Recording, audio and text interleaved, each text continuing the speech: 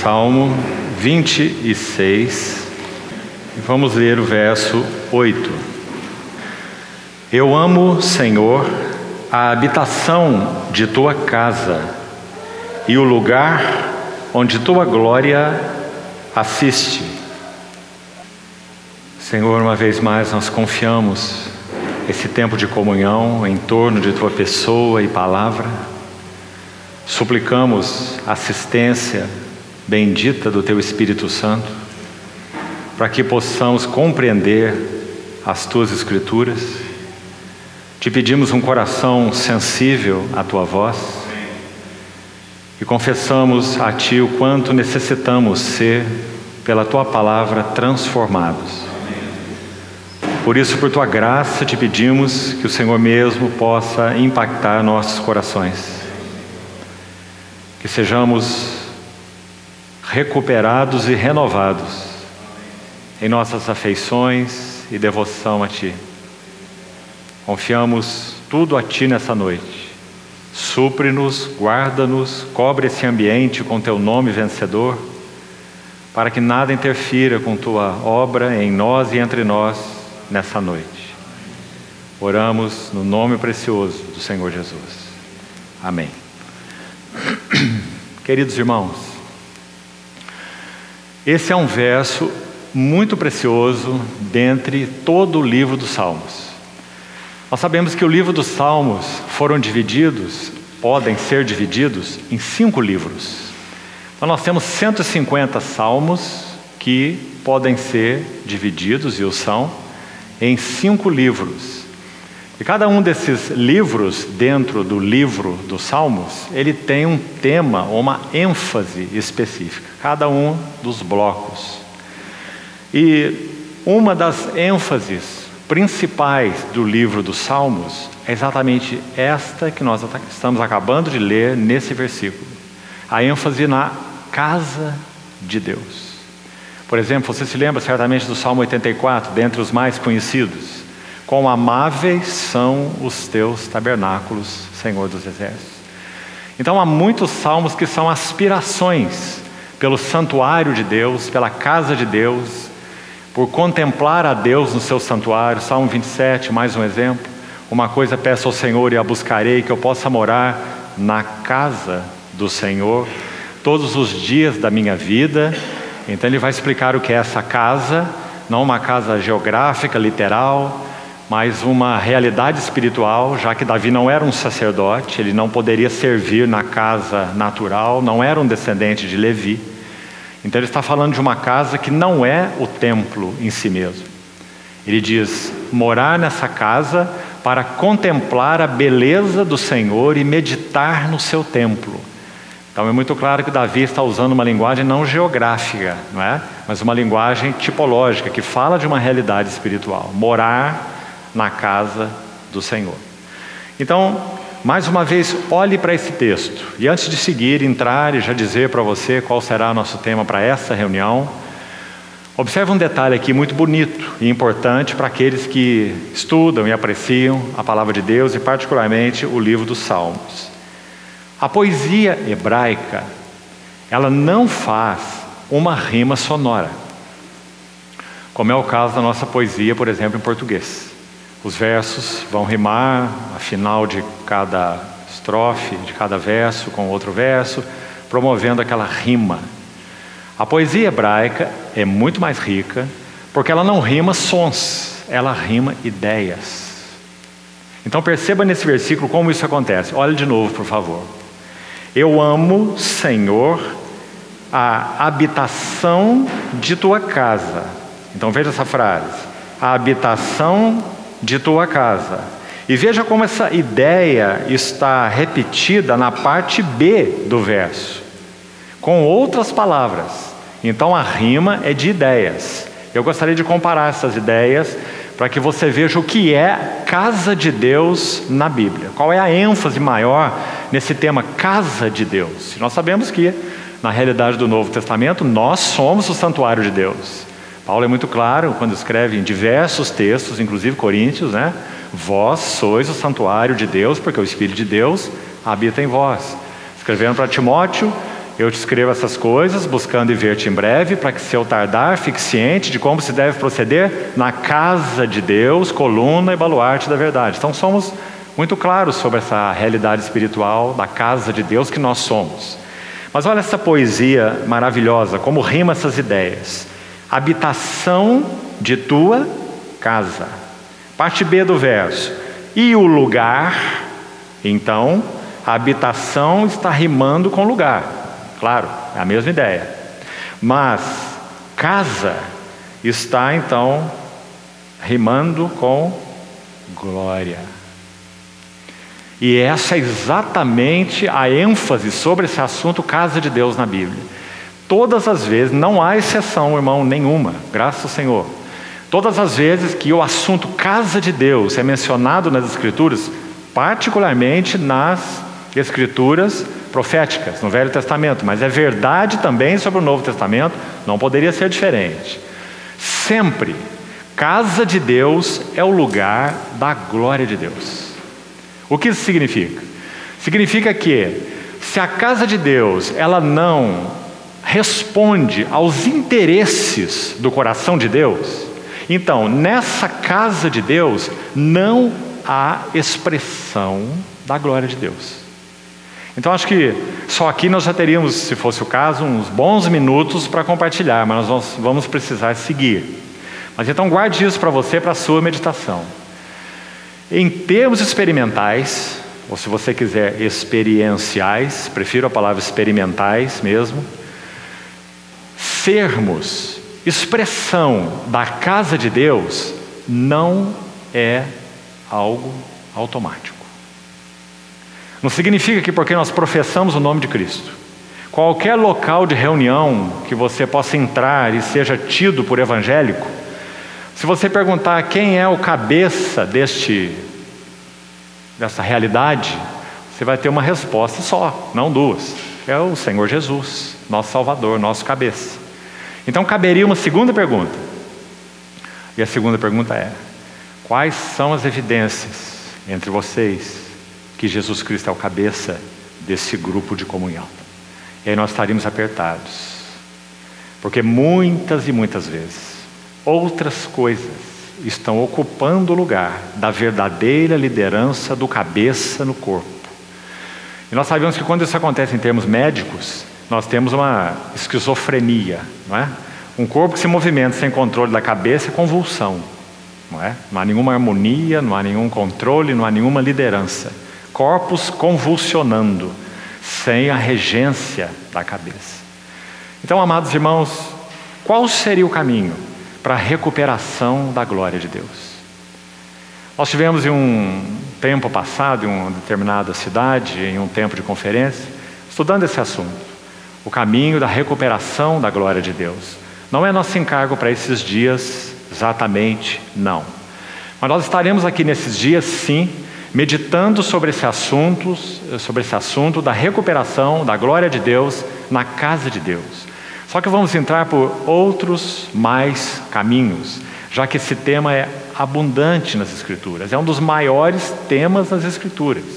Quando Deus criou o homem na terra, o que ele buscava era uma casa na terra, comunhão, habitação, gozo, prazer inclusive, não é? Intimidade, expressão e tudo que envolve casa, glória. Então você veja como essa palavra glória é consistente.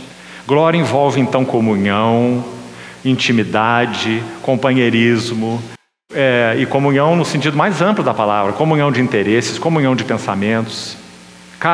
Glória envolve harmonia, não é? Então vamos seguir por aí, com a ajuda do Senhor, nesses 4 tempos que teremos, os que estão debaixo da minha responsabilidade, pela graça do Senhor. Então veja primeiro essa combinação aí, essa rima, como já disse: habitação, lugar, casa, glória.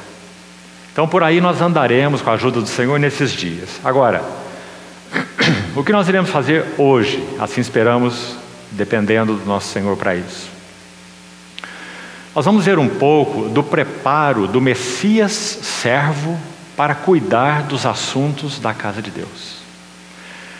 É muito evidente, irmãos, e acho que poderíamos já desde o início abrir nossas Bíblias nesses textos. Vamos fazer, por favor, antes de fazermos mais comentários. Abra, por favor, em Marcos capítulo 6, e vamos ler um primeiro texto. E a partir daqui entramos com mais detalhes. Marcos capítulo 6. Abra, por favor. E vamos ler com cuidado e atenção os 6 primeiros versículos. Marcos 6, de 1 a 6.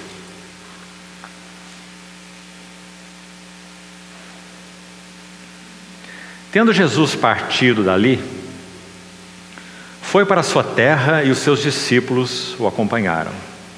Chegando o sábado, passou a ensinar na sinagoga e muitos ouvindo se maravilhavam, dizendo, preste atenção nessas 3 perguntas. De onde vem a este essas coisas? Que sabedoria é esta que lhe foi dada? E como se fazem tais maravilhas por suas mãos? Não é este o carpinteiro, filho de Maria, irmão de Tiago, José, Judas e Simão? E não vivem aqui entre nós suas irmãs? E escandalizavam-se nele. Jesus, porém, lhes disse, não há profeta sem honra, senão na sua terra, entre os seus parentes e na sua casa. Não pôde fazer ali muitos milagres, senão curar uns poucos enfermos, impondo-lhes as mãos. Admirou-se da incredulidade deles. Contudo, percorria as aldeias circunvizinhas a ensinar. Nós podemos dizer que há somente 2 frases, uma dentro de cada contexto, nós já iremos ao próximo em Lucas, que são sintéticas e que descrevem, na verdade, não descrevem exatamente, não é? Mas elas contêm nelas 18 anos da vida de Jesus. E é sobre isso que nós vamos falar hoje à noite. Você poderia me dizer, mas não tem nada na Bíblia sobre os 18 anos de Jesus, nos Evangelhos. E eu te diria assim, tem muita coisa nos Evangelhos que vão nos ensinar o que Jesus aprendeu durante 18 anos. Dos seus 12 anos aos seus 30 anos. E nós vamos ver isso passo a passo com a ajuda do Senhor hoje. Agora, quais são as 2 frases que abordam 18 anos de uma maneira tão sintética? Queria selecionar nesse texto a primeira, que está no verso 3. Não é este o carpinteiro? Nós sabemos por outro evangelista que o Senhor Jesus também era filho de carpinteiro. Mas nós só sabemos por Marcos que ele também era carpinteiro, que ele aprendeu o ofício de seu pai. Até quantos anos ele exerceu o ofício de carpinteiro? 30 anos. Não a Bíblia, mas a história deixa claro, e nós temos inferências, digamos assim, na Bíblia, aqui ou ali. Nós também não vamos ter tempo para isso, mas se você quiser depois conversamos sobre isso, que quando nosso Senhor Jesus iniciou o seu ministério aos 30 anos, Lucas é muito exato em dizer, ele tinha 30 anos quando iniciou o seu ministério, o pai, José, já havia morrido. Então, o carpinteiro Jesus se torna o arrimo de família, porque ele é o filho primogênito de os irmãos que são descritos aí. Então, nós sabemos que particularmente dos 12 anos, já que aos 12 anos, o menino judeu, o adolescente, fazia o seu bar mitzvah. Quando ele participava daquela cerimônia, no qual ele se tornava responsável diante da lei, né? Diante da lei moral, diante da lei judaica, o bar mitzvah. E ele foi levado a Jerusalém aos 12 anos para essa cerimônia. Quando foi deixado ali para trás, creio que você se lembra, nós vamos ler o texto por causa de uma outra frase importante ali. 3 dias de viagem, aquela caravana, então eles veem que o menino, o adolescente, Jesus, não estava ali, voltam para Jerusalém para buscá-lo, encontram ele no templo, conversando, indagando, fazendo perguntas aos doutores. Não é assim? Então, nessa primeira frase, não é este o carpinteiro, Nós sabemos que, basicamente, já que se considerarmos 12 anos para baixo, seria uma idade muito tenra, né? Então nós podemos afirmar, creio assim, que dos 12 anos aos 30 anos, a ocupação de Jesus foi uma só. A história não contada de Jesus, de 18 anos, foi uma história de carpintaria. Esse era o seu ofício, foi isso que ele fez. Ele tinha que cumprir prazos, ele tinha que entregar o barco na data que lhe foi encomendado, né? Então ele se familiarizou com os sentimentos dos homens, porque ele viveu uma vida plenamente humana. E até mais que isso. Viveu uma vida humana a ponto de sustentar sua família, prover para ela. Aliás, meus amados irmãos, quando depois de exercer seu ministério, deixou a carpintaria, foi batizado por João Batista, 3 anos e meio de ministério, crucificado, você lembra um dos brados da cruz qual é? Em função de quem esse brado foi feito? Provisão para sua mãe terrena Maria. Mulher, eis aí teu filho. Filho, se referindo a João, né, o discípulo, eis aí a tua mãe, fazendo provisão para sua mãe. Então são 18 anos debaixo dessa frase. Não é este o carpinteiro? Tanto é que quando ele inicia o seu ministério com essa sabedoria, essas obras, essas palavras, eles se escandalizaram dele. Então, nós o conhecemos tanto. Ele é aquele daquela carpintaria de Nazaré. De onde lhe vêm essas coisas? Porque ele nunca foi para uma escola de rabinos, não é?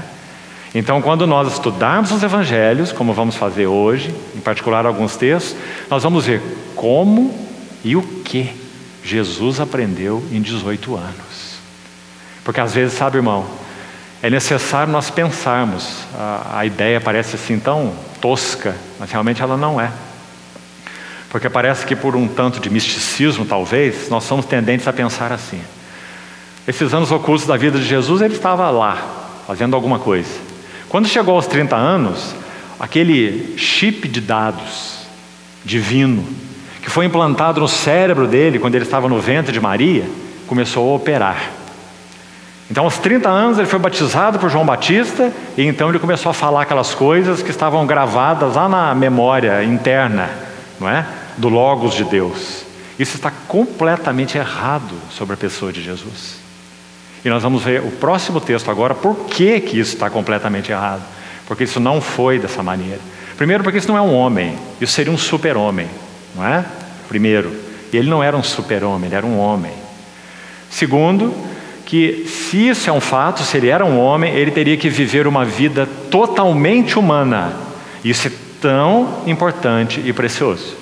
Porque se ele não vivesse uma vida absolutamente humana, nós não teríamos redentor nenhum.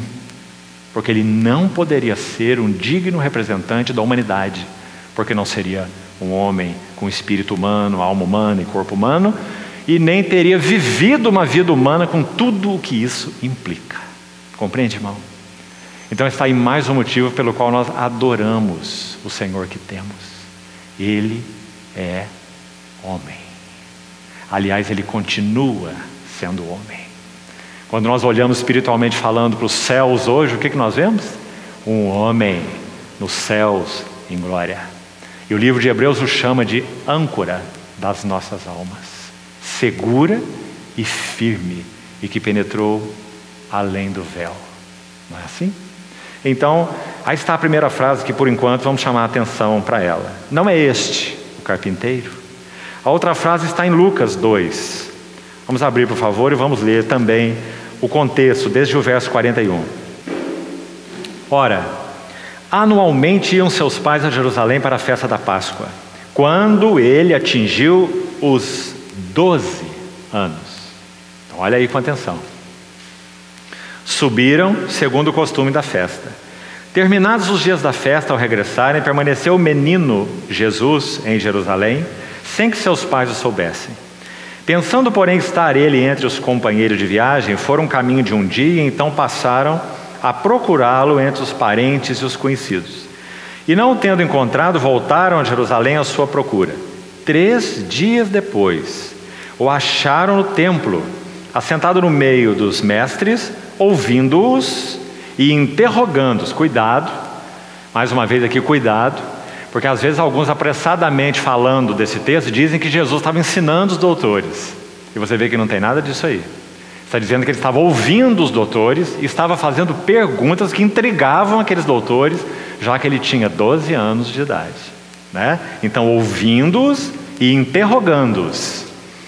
E todos os que o ouviam se admiravam da sua inteligência e das suas respostas.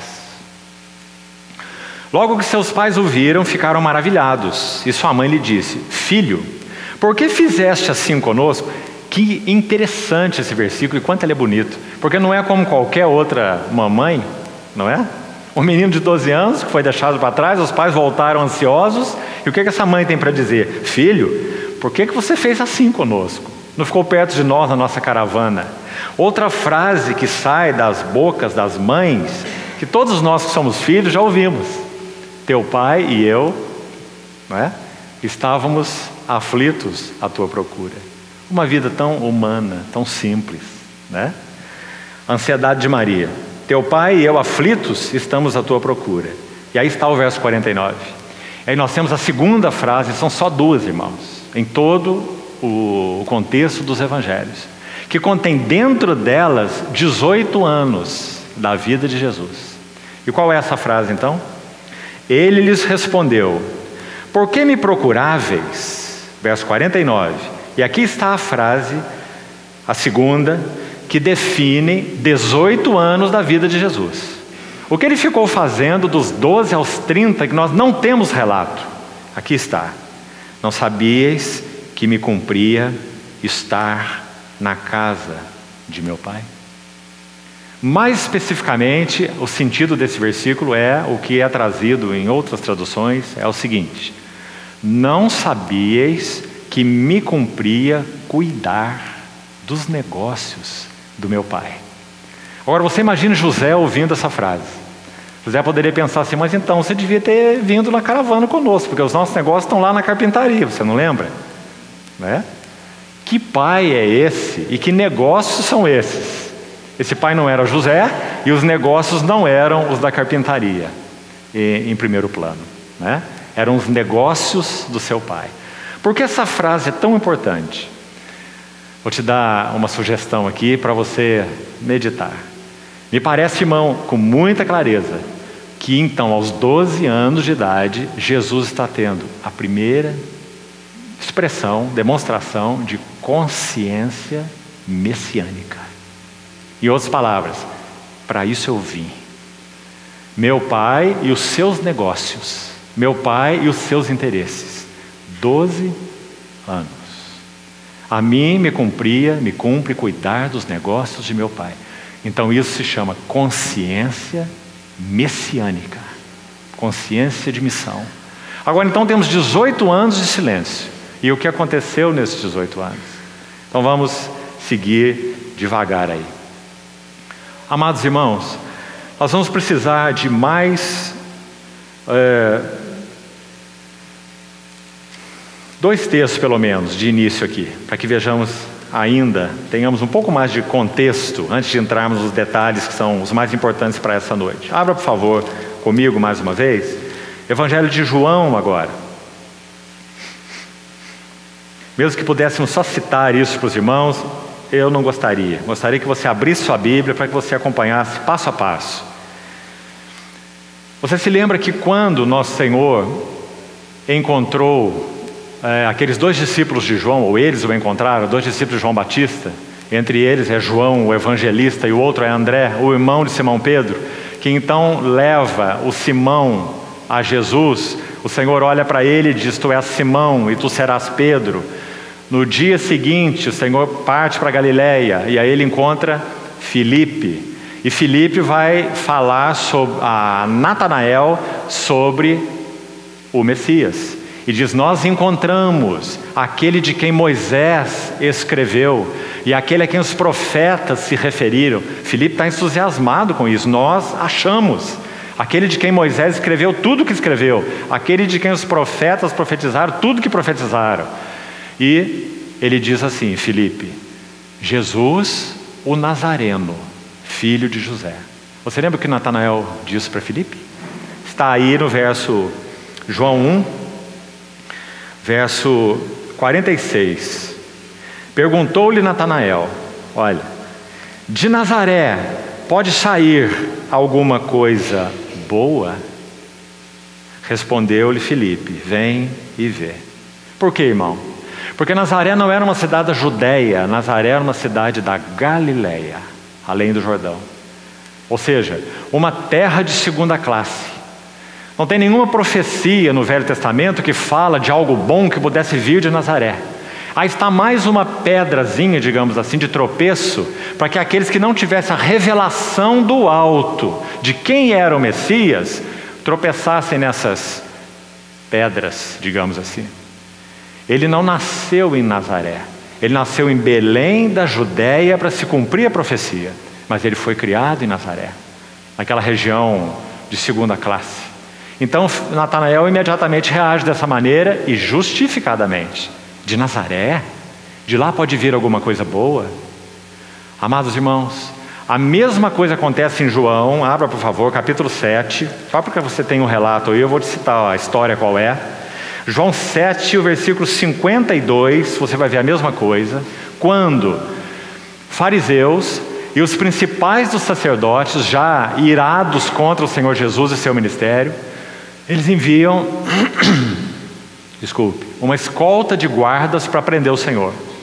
E eles não puderam fazer isso e justificaram assim: ninguém jamais falou como este homem. Isso está aí em João 7, verso 46, né? Quando então eles chegaram sem Jesus, essa escolta, Nicodemos entra na história, está no verso 50. A história de Nicodemos é muito bonita nos evangelhos. Ele é um discípulo secreto de Jesus. Aquele encontro que ele teve com o Senhor em João 3, quando o Senhor falou com ele sobre nascer da água e do Espírito, gerou algo em Nicodemos que o fez um discípulo do Senhor, ainda que amedrontado. Um discípulo como que discípulo oculto, por trás dos bastidores, por causa da posição que ele ocupava dentre as autoridades judaicas. Então, quando esses guardas voltam sem Jesus, as autoridades judaicas o indagam a escolta, por que não trouxeram o homem? Eles dizem: ninguém jamais falou com esse homem, como esse homem. Então, no verso 48, essas autoridades dizem: creu nele alguém dentre as autoridades ou algum dos fariseus? Quer dizer, os entendidos, a nata, né? o top da religião, algum deles creu nele? Essa plebe que nada sabe da lei é maldita. É o que você tem aí no texto. Então Nicodemos, ele assume, digamos assim, discretamente, uma defesa de Jesus, né? Eles dizem assim: acaso na nossa lei alguém julga um homem sem primeiro ouvi-lo? É o que você vai ter aí no relato. Aí eles são duros com Nicodemos. Eles dizem assim: será que é o caso de você também ter vindo da Galileia? Você não sabe que da Galileia não se levanta nenhum profeta? E aqui, irmãos, por que destacamos essas duas expressões? A de Natanael e a dessas autoridades, para que nós vejamos o que significou Nazaré para o nosso Senhor Jesus. Você está vendo o que significou Nazaré? Você está vendo onde ele foi criado? Eu gostaria de ler um texto agora com você, em Isaías. Eu gostaria de usar uma designação para a cidade de Nazaré, para que isso nos ajude na nossa meditação.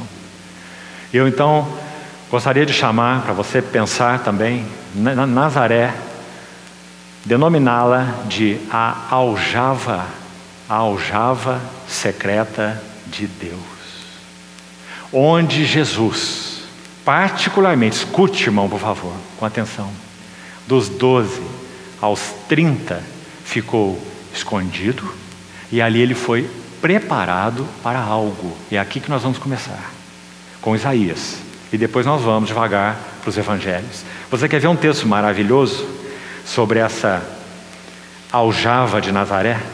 Abra, por favor, o capítulo 49 de Isaías. Vamos ler os versos 1 a 3.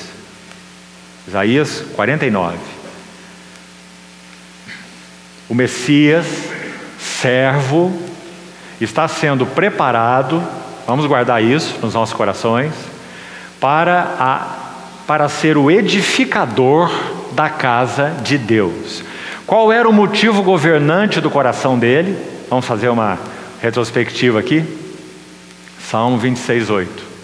Quanto eu amo, Senhor, a habitação da tua casa.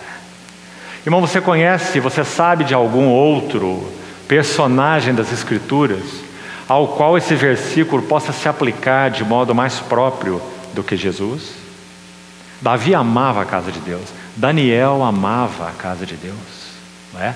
Era aquele que orava com as suas janelas abertas voltadas para Jerusalém, para a restauração do testemunho do Senhor. São dois exemplos maravilhosos, Davi, tanto Davi quanto Daniel. Mas será que algum deles se compara a Jesus? Quanto amo, Senhor, a habitação de tua casa e o lugar onde tua glória assiste. Agora, irmãos, Deus o Pai, vá pensando junto comigo, estamos juntos para meditar. Deus o Pai toma o seu Filho encarnado e o coloca particularmente em 18 anos de silêncio. Perda de tempo? Será? Será que era porque ele teria que completar 30, porque o sacerdote entra no serviço com 30, então Jesus é o sacerdote, ele teria que entrar com 30? Será que é esse o motivo? Ou será que ele teria que passar por um preparo específico? A resposta é essa. Ele teria que passar por um preparo específico. E é isso que nós vamos ver. E o quanto se aplica às nossas vidas. Então vamos ler Isaías 49, de 1 a 3. Esse é um dos capítulos chamados de Cântico dos Servos de Isaías. E nós sabemos a quem se refere, a nenhum outro que não o servo dos servos, do Senhor Jesus. São proféticos todos esses capítulos, 42, 44, 49, 50, 52, 53, todos são cânticos do servo. Então olha esse capítulo 49, verso 1. Ouvi-me terras do mar, e vós povos de longe escutai. O Senhor me chamou desde o meu nascimento, desde o ventre de minha mãe fez menção do meu nome. Fez a minha boca como uma espada aguda. Agora escute. Na sombra da sua mão me escondeu, fez-me como uma flecha polida e me guardou na sua aljava. E me disse: tu és o meu servo. Literalmente, a primeira aplicação dos cânticos dos servos é para Israel, porque no Velho Testamento Israel era o servo de Deus, ou seja, era o povo através do qual o Senhor exercia os seus encargos. A expressão de Deus estava ligada a Israel, e o governo de Deus mesmo, não é? Para toda a terra seria exercido através de Israel, teoricamente falando, né? O que não aconteceu por causa da infidelidade, da rebeldia de Israel. Então, literalmente, em primeiro plano, sim, esses cânticos dos servos se aplicam a Israel. Mas nós sabemos que o servo mencionado aqui por excelência é o servo dos servos, é o servo que não falhou, é o servo que foi tomado por Deus de tal forma que respondeu às suas demandas e pôde exercer o seu governo e a sua expressão vitoriosamente. Então esse é o servo. Então tu és o meu servo, és Israel, por quem hei de ser glorificado. Você está vendo a quem se refere esse texto com muita clareza? Amados irmãos, 18 anos em Nazaré significaram para Jesus essa flecha polida colocada na aljava de Deus. Agora, qual é a finalidade dessa flecha na aljava? Primeira coisa, uma vareta em si mesmo não é uma flecha. Aqui nós vemos a expressão flecha polida. Você está vendo o verso 2? Então essa flecha foi aparada, foi preparada, foi feita nela uma ponta aguda, não é? Preparação, para colocar em uma palavra. E depois, para onde essa flecha foi? Essa flecha foi colocada assim, ela não foi colocada no arco, foi colocada aqui nas costas, dentro da aljava. E nessa aljava permaneceu por 18 anos. Até que, vamos para um salmo agora, para você ver que relação preciosa desse texto de Isaías, deixa aí registrado, com esse Salmo 45. Ouça com atenção. A quem esse salmo se refere? Dê uma olhada no subtítulo que está em negrito na sua Bíblia nesse salmo. O ungido de Deus e sua noiva. Está vendo? É um salmo chamado messiânico. São muitos salmos messiânicos. Esse aí é um deles. Se referem ao nosso Senhor Jesus. Então é sobre ele que é dito assim: de boas palavras transborda o meu coração, ao rei consagro o que compus, a minha língua é como pena de habilidoso escritor. Tu és o mais formoso. Aqui começa o cântico de adoração, né? Aquilo que se refere ao Senhor Jesus. Tu és o mais formoso dos filhos dos homens, nos teus lábios se extravasou a graça, por isso Deus te abençoou para sempre. Cinge a espada no teu flanco, herói. Cinge a tua glória e a tua majestade. E nessa majestade cavalga prosperamente, pela causa da verdade e da justiça. E a tua destra te ensinará proezas. Agora a nossa ênfase aqui é o verso 5. Na sequência de Isaías que acabamos de ler. Preste atenção. As tuas flechas, ou as tuas setas, são agudas, penetram o coração dos inimigos do rei. Você entendeu? Porque o Pai Celestial poliu essa flecha, guardou na aljava, para qual propósito então? Para que quando ele completasse 30 anos, essa flecha fosse colocada no arco e disparada para onde? Contra todos os inimigos do rei. E não foi isso que aconteceu?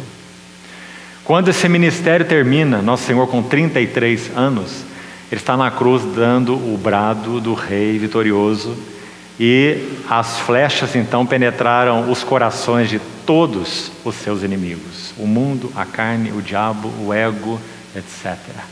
Quando ele disse: está tudo consumado.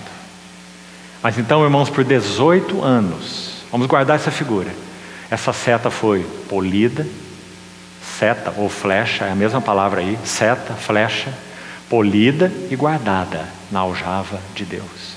Tempo perdido, anos de preparação. Irmão, os especialistas já nos disseram, todos nós sabemos disso, que em um iceberg, 6 partes da sua massa estão debaixo da linha da água. Não é assim? Mais ou menos. E 1/7 da massa está evidente. Então, há uma imensidão ali 6 vezes maior do que aquilo que se vê acima da linha da água. Veja, o Senhor Jesus exerceu o seu ministério durante basicamente 3 anos. 3. E ele esteve oculto na aljava de Deus 6 vezes mais. Não é? 6 vezes 3 são 18, né? 18 anos na aljava oculta de Deus. Anos de preparação. Agora, abra comigo em Hebreus capítulo 2. Vamos para mais um texto. O que está acontecendo nessa aljava de Nazaré, como a chamamos aqui? Hebreus 2:17. Esse lindo livro de Hebreus trata da vida humana de Jesus, o sacerdote humano que nós temos, semelhante a nós em todas as coisas, como diz aí o verso 14. Participou de carne e sangue de modo comum com todos os seus irmãos, como somos chamados aqui nesse capítulo. Verso 17 diz assim: por isso mesmo o quê? Porque ele seria aquele que iria socorrer a descendência de Abraão. Olha o final do verso 16. Quem são esses? O que a Bíblia chama, o que Paulo chama, particularmente Paulo nos seus escritos, de descendência de Abraão, não são judeus. O que ele chama de descendência de Abraão são os da fé, sejam judeus ou sejam gentios, não importa sua nacionalidade, é totalmente indiferente se são judeus ou se são gentios, porque os descendentes de Abraão são os da fé, os que creem. Não é judeu aquele que o é exteriormente, mas é judeu aquele que o é interiormente. Não é circuncisão aquela que é na carne, segundo a letra, mas aquela que é do coração, não é? Então, essa é a descendência de Abraão, a qual o Senhor socorreria, estenderia a mão, final do verso 16. Então vamos ler o 17. Por isso mesmo, porque ele teria que ser esse socorredor, esse que estenderia a mão para todos que são da fé, os descendentes de Abraão. Então, por isso mesmo, convinha que em todas as coisas... Irmão, como eu acho linda nas Escrituras, em particular aqui o Novo Testamento, essa expressão todas as coisas. Porque ela significa o que diz. Ela significa todas as coisas. Você não precisa entender grego, não precisa fazer uso de nenhum vernáculo para você compreender essa expressão. Ela é isso mesmo. Jesus se tornou participante de todas as coisas de uma vida humana, para que ele se tornasse semelhante aos irmãos. Convinha que em todas as coisas se tornasse semelhante aos irmãos, para ser misericordioso e fiel sumo sacerdote nas coisas referentes a Deus. Então ele seria um homem preparado em dois sentidos principais. Primeiro, tudo que se referia, escute bem por favor, aos interesses de Deus, ele deveria corresponder. Se ele não correspondesse, ele falharia no que concerne aos propósitos de Deus que foram colocados sobre os seus ombros. Se ele poderia falhar ou não, esse é assunto para outra conversa, né? Mas o fato é que ele deveria responder aquilo para o que ele foi enviado. Esse é um lado, as coisas referentes a Deus. Mas e o outro lado? Qual é o outro lado? Ele deveria em todas as coisas ser semelhante aos irmãos. Do contrário, ele não poderia fazer a ponte, ele não poderia ser o sumo pontífice ou sumo sacerdote entre Deus e os homens. Então, misericordioso e fiel nas coisas referentes a Deus e fazer propiciação pelos pecados do povo. Você está vendo as duas coisas aí nesse versículo. Então está aí a aljava de Nazaré. O nosso Senhor colocado ali, vivendo uma vida humana simples, provedor, arrimo de família, cuidando de sua mãe, cuidando dos seus irmãos, né? Até os 30 anos. E aprendendo muita coisa, como nós vamos ver nos evangelhos. Já vamos chegar lá. Então vá anotando esses detalhes. É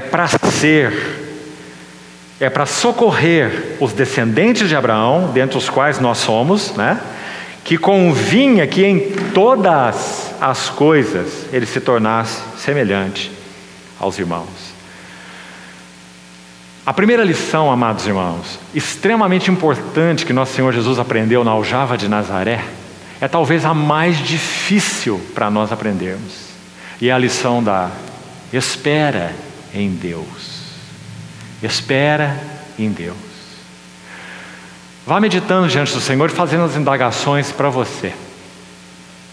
Quantas vezes nós recebemos, de certa forma, uma medida de luz da parte do Senhor? Uma medida de luz, apenas uma medida de luz. E nós somos tão apressados em tentar colocar essa medida de luz na cabeça do outro, em tentar convencer a todas as pessoas. Subimos em cima aí de uma plataforma e achamos que somos os donos da verdade, iluminados, não é? Meus irmãos, aos 12 anos, Jesus tinha consciência de que ele era o Messias. Pense comigo. E 18 anos ele ficou em silêncio. Anos de preparação. O que estava acontecendo nesses anos? Espera. Queria ler com você, antes de avançarmos para outras lições mais, queria ler para você um salmo. Como já disse Calvino certa vez, todos os salmos se referem ao Senhor Jesus. Ele é o centro para se compreender todos os salmos, desde o 1 ao 150. Bem-aventurado o homem que não anda segundo o conselho dos ímpios, não se detém no caminho dos pecadores, não se assenta às rodas dos escarnecedores. Quem é esse homem? Jesus, sobre todos, né? Todos os salmos são cristocêntricos. Então abra comigo por favor o Salmo 62, sobre essa lição da espera. Talvez seja, e eu creio sinceramente que para a maioria de nós é a lição mais difícil do nosso discipulado a Cristo. Esperar que o Senhor fale, esperar que o Senhor se mova, esperar que o Senhor haja, para que então nós possamos responder atrás dele, não à frente dele. Isso foi verdadeiro para Jesus, irmão.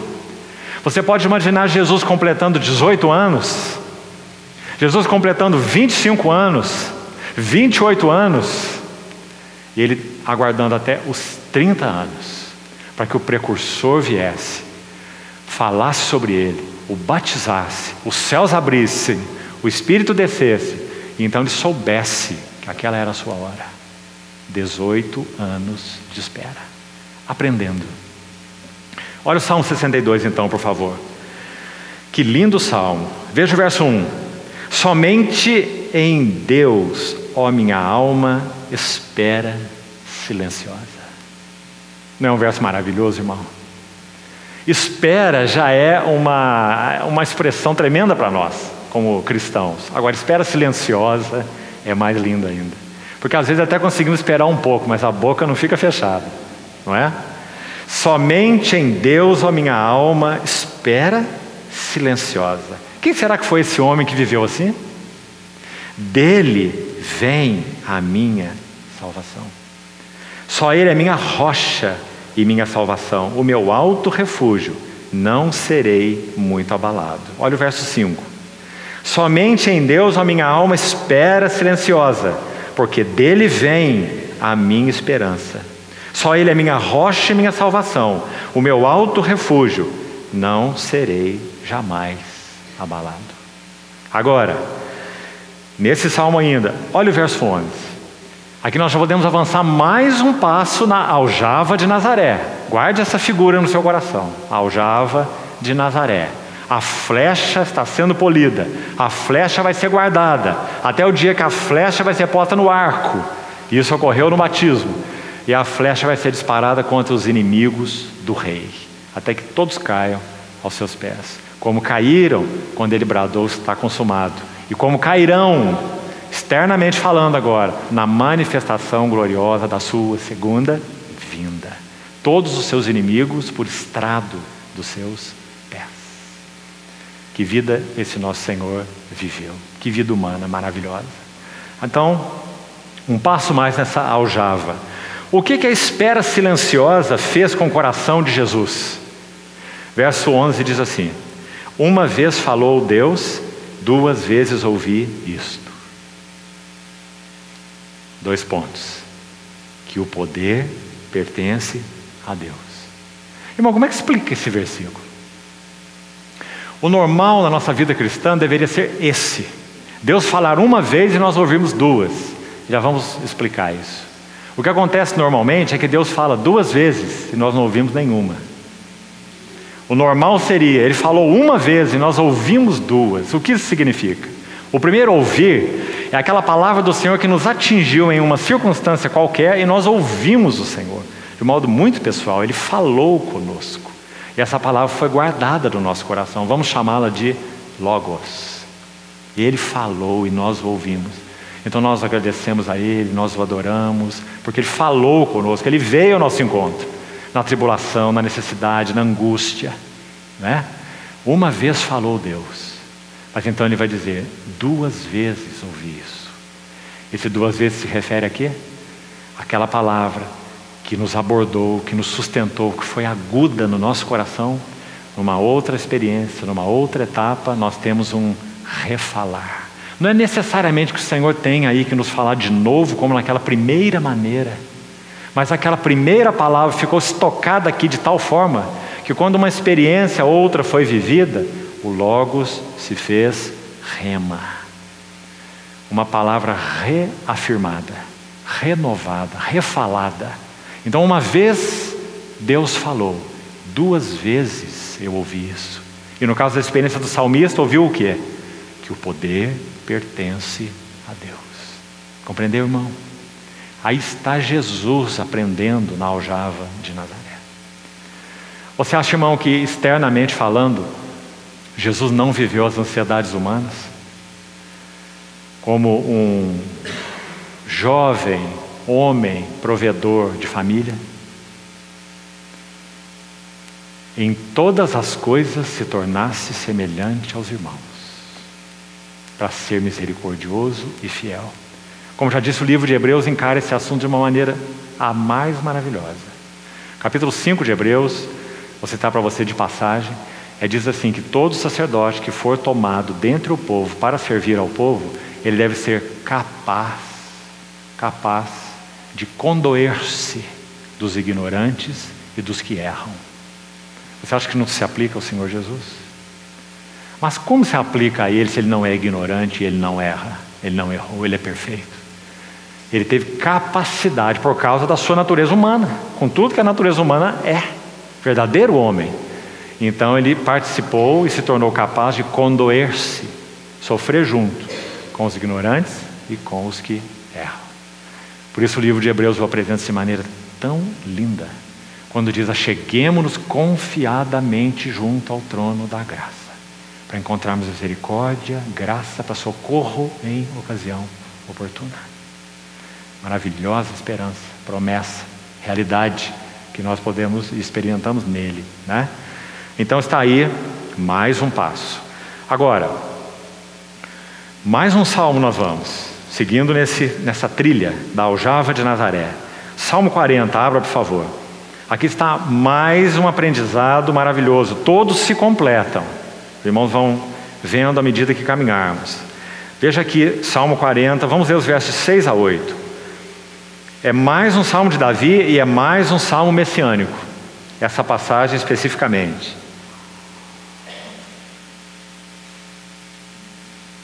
Sacrifícios e ofertas não quiseste.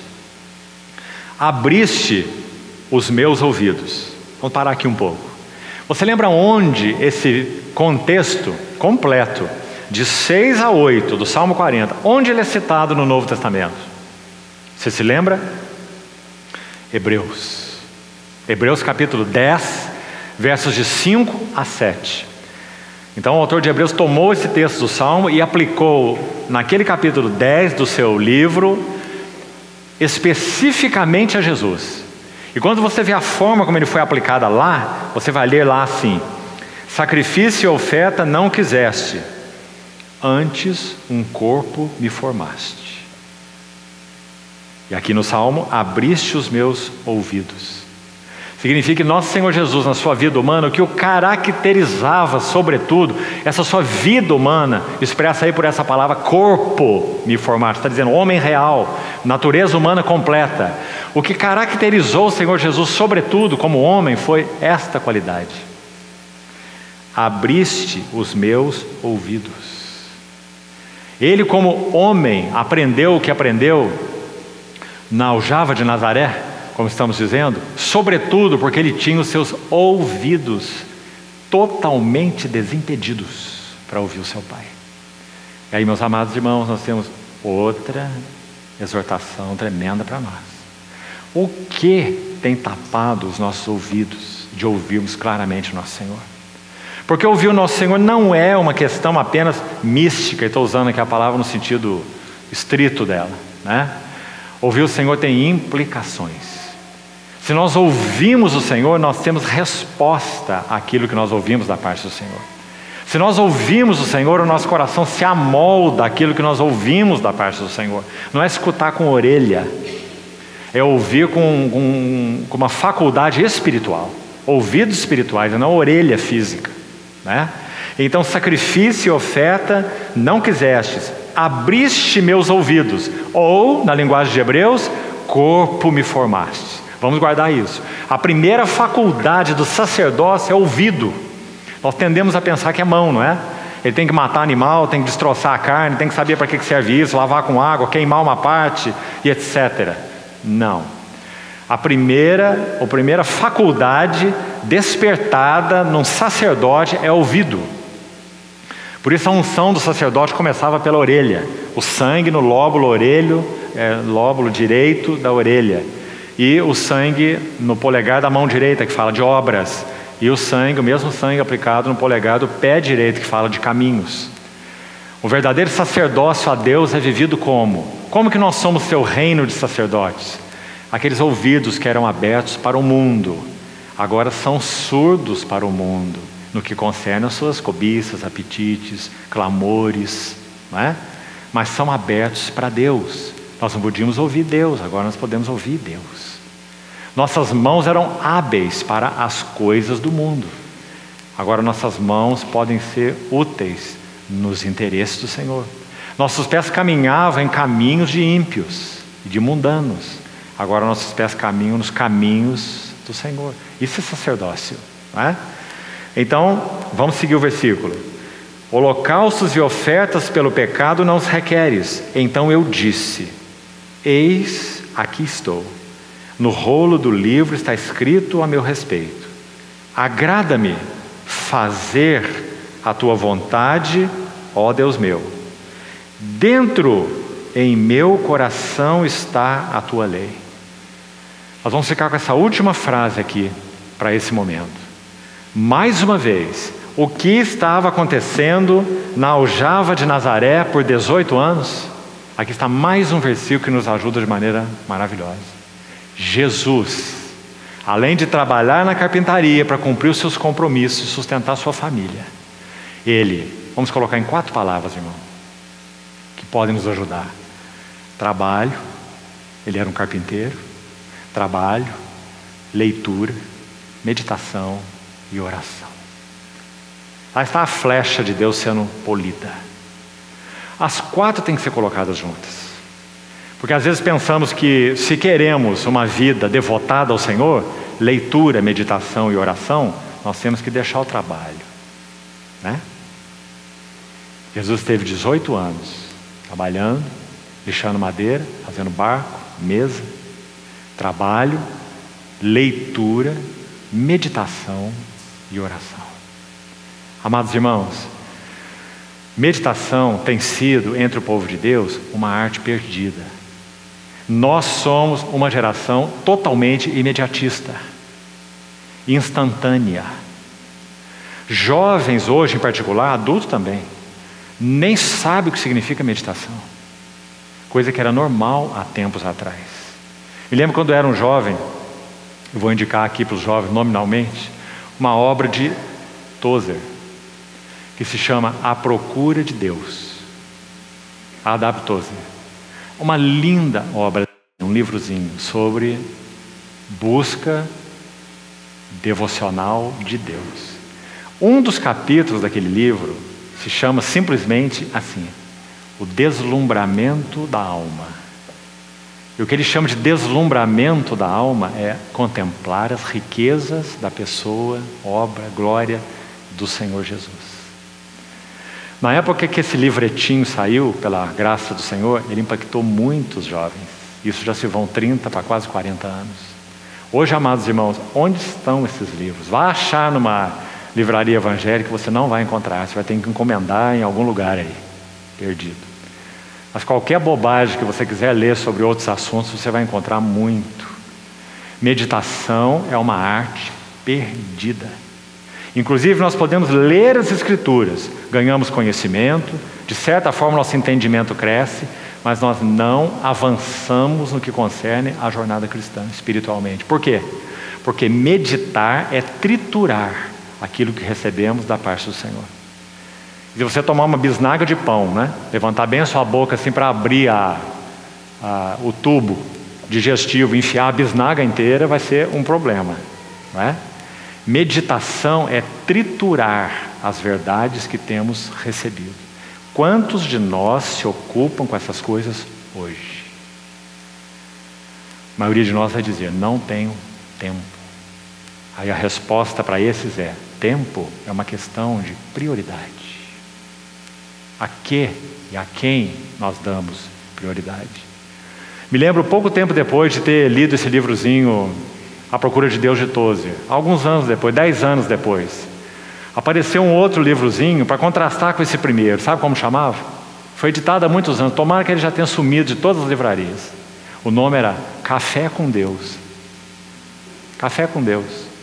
Para você, quando acordar de manhã, está com pressa, o horário ali já está na hora, não é? E não ficar sem a sua devocional, então você abre a sua leiturazinha e faz o café com Deus e corre para o trabalho. Está resolvido o seu dia. Já teve o café com Deus. Irmão, onde nós iremos chegar como testemunho do Senhor? Por esse caminho. Que tipo de avanço nós vamos conseguir? Quanto da glória da casa poderá ser expresso nas nossas vidas? Aí então esse mesmo irmão, servo do Senhor, um profeta de Deus sem dúvida na sua geração, Tozer, ele escreveu um textozinho sobre cultivo da vida interior, que em outras ocasiões, você já tem isso aí gravado, inclusive em outras mensagens, eu já citei isso algumas vezes. E nesse texto dele sobre o cultivo da vida interior, uma das coisas que ele diz é assim: aprenda a orar interiormente a todo momento. Com o tempo, você aprenderá a fazer isso enquanto trabalha. Enquanto trabalha. Sim, você está trabalhando, você está fazendo o seu... A maioria dos nossos serviços são mecânicos, seja qualquer profissão que for. Nós mecanizamos a coisa toda, não é? E poucos requerem realmente a nossa absoluta concentração. Então nós vamos aprendendo a fazer as coisas, mas a nossa mente está em outro lugar. Nosso coração está atrelado ao Senhor, aos seus interesses, ao que Ele nos tem falado, ao que Ele tem demandado de nós, aos encargos que Ele tem transmitido ao nosso coração por outros, inclusive encargos de intercessão. Sabe como a Bíblia chama isso? Morai em mim e eu morarei em vós. Permanecei em mim e eu permanecerei em vós, porque sem mim nada podeis fazer. Amados irmãos, que privilégio! Esse caminho foi aberto para nós por alguém que viveu essa realidade como homem. Quero dizer para você com todas as letras, nosso Senhor Jesus teve que traçar esse caminho de comunhão, para que nós então pudéssemos conhecê-lo. Você quer ver? O texto de Lucas que nós não terminamos de ler, volte nele por favor comigo, Lucas capítulo 2. Nós paramos no verso 49, quando estávamos aí. Olha os versos 50 a 52. Lucas 2. Não compreenderam, porém, as palavras que ele lhes dissera. Não sabias que me cumpria estar na casa de meu pai? Então seus pais terrenos não compreenderam isso, né? E desceu com eles para Nazaré, e era-lhes submisso. Claro, ele era um menino de 12 anos, que sabia que era o Messias, mas ainda era um menino de 12 anos. Sua mãe, porém, guardava todas essas coisas no coração. E agora? Esse verso. E crescia Jesus. Crescia em quê? Primeira palavra, em sabedoria. Bom, então nós sabemos. Ele não tinha realmente um chip de dados do Logos divino implantado nele para que um dia começasse a funcionar e desse a ele todas as informações que ele careceria no seu ministério, porque isso não é crescer em sabedoria. Ele cresceu em sabedoria. Então, se você perguntar, a sabedoria de Jesus, o Verbo encarnado, ela avançou, ela aumentou? A resposta é sim, porque ele viveu como um homem verdadeiro. Então ele teve que ler as Escrituras? Sim. Ele teve que memorizar as Escrituras? Sim, até os fariseus faziam isso, não é? E o que nós acabamos de ler no Salmo 40? Dentro do meu coração está a tua lei. Como que isso aconteceu? Através de um processo mágico, como nós estamos falando? Ou ele lia as Escrituras? Claro que ele lia as Escrituras. E como lia as Escrituras? Irmãos, ele lia como ninguém, sabe por quê? Porque tudo que ele lia era a respeito dele. Quando ele ressuscita e tem aquela comunhão com os discípulos de Emaús, você se lembra em Lucas 22? Lucas 24. Você se lembra o que é dito lá? Ele foi dizendo a eles tudo o que a respeito dele constava na lei, nos profetas e nos salmos. Ou seja, em todas as Escrituras. E abriu o entendimento deles para entender as Escrituras. Quando que ele aprendeu isso? Na carpintaria de Nazaré. Trabalho, leitura, meditação e oração. E a flecha está sendo polida e guardada na aljava até o dia que ela vai para o arco. Amados irmãos, sabe como as coisas são feitas hoje? Vai para o seminário. Seminário é o lugar de aparar a flecha e de polir. Quando você completar os 4 anos, aí a flecha vem para o arco. Aí você sai disparando e nada acontece, não é? Porque o preparo de Deus não é feito em bancos de seminário. O preparo de Deus é feito nas aljavas. E a faca, a lâmina tem que atuar na flecha. Claro que isso é uma figura do trabalho da cruz. Do contrário, a seta nunca será aguda, será uma seta rombuda, né? Uma seta que não penetra, porque ela não foi aparada pelo trabalho da cruz. Então os anos de Nazaré são anos de preparação. Amados irmãos, falando em termos gerais, nós estaremos em anos de preparação até que o Senhor venha. Essa escola não cessará até que Ele venha, por um lado. Por outro lado, se nós temos conhecido o que significa esse assunto de sermos preparados e treinados pelo Senhor, graças ao Senhor, na medida de cada um de nós, nós podemos ser disparados e o coração de outros serão atingidos, na medida dessa preparação. Vamos seguir para irmos concluindo. Quando eles fizeram aquela pergunta para o Senhor, que sabedoria é esta que lhe foi dada? Agora nós vamos mais ativamente aos evangelhos. Abra comigo, por favor, em João 7. João 7, versículo 15. João 7,15. Que sabedoria é esta que lhe foi dada? Ele não foi para banco de seminário, que naquela época se chamava escola de rabino, né? Ele não foi para nenhuma escola de rabino, não aprendeu aos pés de nenhum rabino. Então, quando eles viram esse rabino, chamemos assim, o rabino Jesus, que apareceu entre eles falando aquelas coisas, eles tinham que fazer aquelas perguntas. De que escola ele é? De onde lhe vêm essas coisas? Que sabedoria é essa que lhe foi dada? Onde ele aprendeu? Resposta: na aljava de Nazaré. 18 anos em espera silenciosa. João 7,15, olha que lindo versículo. Então os judeus, verso 14 diz: corria já em meio à festa e Jesus subiu ao templo e ensinava. Agora, claro, já está no seu ministério. Então os judeus se maravilhavam e diziam: como sabe este letras sem ter... Se você tem nas mãos a revista atualizada, a palavra é estudado, não é isso? No grego original, a palavra é aprendido. Então vamos ficar com ela, porque você vai ver que ela aparece assim no outro versículo de João que eu vou citar. Então a pergunta deles: como sabe este letras sem ter aprendido? Você quer ver a resposta? Um capítulo atrás, olha o capítulo 6 de João, vamos ver o 44 também, e chegamos lá no 45 onde queremos. Olha aí, Jesus disse assim: ninguém pode vir a mim se o Pai que me enviou não o trouxer. A ideia aqui é atrair. Ninguém pode vir a mim se o Pai que me enviou não o atrair, e eu ressuscitarei no último dia.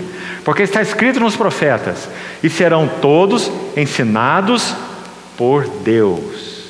Portanto, todo aquele que da parte do Pai tem ouvido e aprendido, está vendo essa palavra? Esse vem a mim. Nós também não vamos ter tempo para detalhes aqui, embora sejam muito lindos, mas vou dar, com a ajuda do Senhor, o caminho para você. João, no seu evangelho, é um especialista. Ele usa muitas vezes uma palavra no grego apenas em duas menções. Uma única palavra mencionando-a duas vezes. Você entendeu? Por exemplo, a palavra peito nesse evangelho só aparece duas vezes, em João 1 e em João 13. A palavra casa, a frase casa de meu pai, só aparece em João 2 e João 14. A palavra morada só aparece em João 14, em 2 versículos, 2 e 23. Então, quando você pega essa única palavra, que é repetida duas vezes, você toma a menção de cá é uma única palavra, põe juntas, e aí você vê um quadro sempre muito lindo, com todas essas palavras. E aqui está um exemplo. Então, a palavra aprendido, no capítulo 7 de João, verso 15, eles perguntaram como ele sabe essas letras sem ter aprendido. Aí você reúne essa palavra que é mencionada de novo em João 6,45 e você tem a resposta. Onde Jesus aprendeu? De quem que ele aprendeu? Da parte do Pai tem ouvido. Aí está.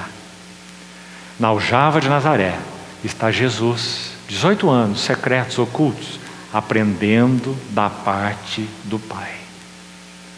Não por um chip de dados, lendo, meditando, orando, considerando, aprendendo da parte do Pai. Irmão, nenhum de nós conseguirá avançar na jornada cristã sem esses elementos. Lendo, ouvindo, considerando, meditando, orando. Nenhum de nós conseguirá avançar sem isso. Vamos mais um pouquinho. Provérbios 9, você não precisa abrir, eu vou só citar, é um verso muito conhecido. Queria que você abrisse Tiago, para avançarmos um pouco mais objetivamente. Abra em Tiago capítulo 3, por favor, verso 17.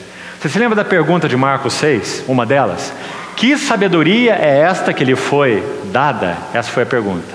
Provérbios 9, o verso 1 começa assim: a sabedoria edificou a sua casa. Casa na Bíblia fala de glória. A sabedoria em Provérbios é personificada, não é? Não é sabedoria virtude, não é sabedoria atributo, porque ela diz um eu para si mesma. Em Provérbios 8 a sabedoria diz assim: eu, a sabedoria, habito com a prudência. Então a sabedoria está personificada, ou seja, a sabedoria descrita em Provérbios não é um atributo de Deus, nem uma virtude divina, é uma pessoa divina. É o verbo de Deus que é a sabedoria de Deus, o Filho de Deus. Então diz, a sabedoria edificou a sua casa. Na linguagem do Novo Testamento eu edificarei a minha igreja, né? É a interpretação dessa frase no Novo Testamento. Então, que sabedoria é essa? Que sabedoria é essa que lhe foi dada? Porque espantava aqueles que ouviam. Ora, os fariseus, irmão, eles sabiam trechos enormes das Escrituras de cor e podiam recitar para todos. Por que ninguém se maravilhava com os fariseus? Se eles estavam recitando a Bíblia. E por que ninguém se maravilhava? Por que os guardas não diziam deles também? Ninguém jamais falou como eles, mas diziam isso de Jesus. Por quê? Tiago 3,17 diz assim, olha: a sabedoria, porém, lá do alto. Está vendo aí? É diante dessa que eles se admiravam. Não era igual ao dos fariseus. Sabe por quê? Porque era primeiramente pura, e depois pacífica, e depois indulgente. Essa palavra significa perdoadora. Eles tomam uma mulher pega em flagrante adultério, trazem para Jesus, imagina o quadro, e dizem assim: na lei está escrito. E essa lei foi dada pelo oráculo de Deus. Ninguém pode contrariá-lo. Jesus iria contrariar Moisés? Como? Não é? Impossível. Essa mulher deve ser morta. Foi pega em flagrante adultério. O que ele vai fazer? O que Jesus vai fazer? Ele não pode dizer, não, calma, Moisés estava errado. Não é bem assim. Não é? O que ele pode fazer? A sabedoria do alto é indulgente ou perdoadora. Então o que ele faz? Sim. Vamos tentar parafrasear nosso Senhor. Sim. Essa mulher, segundo a lei, deve ser morta. Então, aquele que não tem pecado, atire a primeira pedra. Não é maravilhoso, irmão? A sabedoria, porém, lá do alto. Aquela que eles nunca ouviram de ninguém. Indulgente, perdoadora. Tratável significa conciliadora. Tratável, busca conciliação. Paulo refletiu essa mesma ideia em 2 Coríntios, quando ele fala: Deus tem posto a nós, os apóstolos, em último lugar, até sermos considerados o lixo do mundo, escória de todos. Lembra do texto? Ele vai dizer: quando somos caluniados, nós procuramos conciliação. Porque a sabedoria lá do alto é conciliadora. E eles nunca tinham visto isso em ninguém. O fariseu não tem isso. Os principais sacerdotes também não. Será que nós temos tido essa mesma sabedoria? Conciliadora com aqueles que nos ofendem, que nos injuriam, que nos caluniam. Quando caluniados, procuramos conciliação, damos o passo. Agora detalhe, conte aí. E você vai ver que são citados 7 elementos da sabedoria. A sabedoria edificou a sua casa, Provérbios 9:1. Lavrou as suas 7 colunas. Quais são as 7 colunas da sabedoria? Primeiramente é pura, depois pacífica, depois indulgente ou perdoadora, depois conciliadora, depois plena de misericórdia e de bons frutos, junto, depois imparcial e por fim, sem fingimento ou sem hipocrisia. A sabedoria edificou a sua casa. Que sabedoria é esta que lhe foi dada? Da parte do Pai tem aprendido. Que lindo, irmão. Esse foi o processo de Jesus na aljava de Nazaré. 18 anos de preparação. Agora, estamos caminhando para o final. Mais alguns itens específicos. O que mais ele aprendeu nesses 18 anos? Vamos voltar ao Evangelho de João. Aqui nós vamos para os elementos todos que eu gostaria de citar para a sua consideração, oração, meditação. Lá está a flecha na aljava, aqueles 18 anos, e o que ele está aprendendo. Primeiro, além dos elementos que já citamos, claro, aprendendo a conhecer qual era a vontade do seu Pai. Aí está, irmão. Jesus não sabia de modo automático qual era a vontade de seu Pai. Nem na sua preparação e nem nos anos do seu ministério. Quando ele estava na boda de Caná, seu primeiro milagre, que marca um princípio, sempre o primeiro estabelece um princípio. Quando ele transforma a água em vinho, primeiro a sua mãe chega a ele e diz: eles não têm mais vinho. Então ele diz: mulher, que tenho eu contigo, ainda não é chegada a minha hora. E o que ele tem que fazer? Ele tem que fazer o que ele sempre fez em todas as outras circunstâncias. Ele vai consultar o seu Pai. Ele vai conhecer a vontade do seu Pai. Ele podia ter ido embora daquela festa e o problema do vinho é deles, não é dele, não é? Mas não foi isso que ele fez. Por quê? Porque ele conheceu qual era a vontade do seu Pai. Ele deveria transformar a água em vinho e ensinar algo para eles. E, na verdade, ele ensinou depois, em João 15. Ali, na verdade, ele não ensinou nada. Ele ensinou depois. Eu sou a videira verdadeira. A videira é o único instrumento capaz de transformar a água em vinho. Não é assim? Você conhece algum outro? Videira transforma a água em vinho. Não é? Eu sou a videira verdadeira. Meu Pai é o agricultor. Então, em João 4,34, minha comida consiste em fazer a vontade daquele que me enviou e realizar sua obra. Amados irmãos, quantas vezes portas se abrem diante de nós e nós as encaramos simplesmente como oportunidades, não é? Portas não são oportunidades. Portas abertas são testes para todos nós e sempre. Qualquer porta que você imaginar, uma porta de relacionamento, uma porta de trabalho, uma porta de faculdade, uma porta de pós-graduação, todas as portas abertas são testes, não são oportunidades. E testes em que sentido?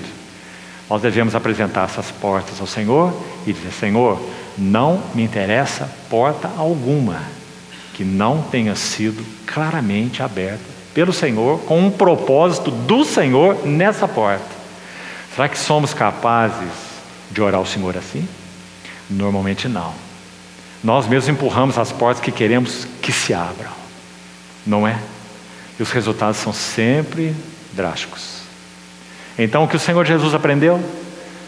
Minha comida. Para mim, o mais essencial, não me interessa nada, me interessa conhecer a vontade do meu Pai. Então, amados irmãos, assim ele viveu sua vida não dos 30 anos para frente. Podemos dizer, considerando a natureza humana como é, né? Que ele viveu uma vida humana assim dos 12 anos para frente, em particular. Desde que era um adolescentezinho, um menino, que crescia junto com seus pais.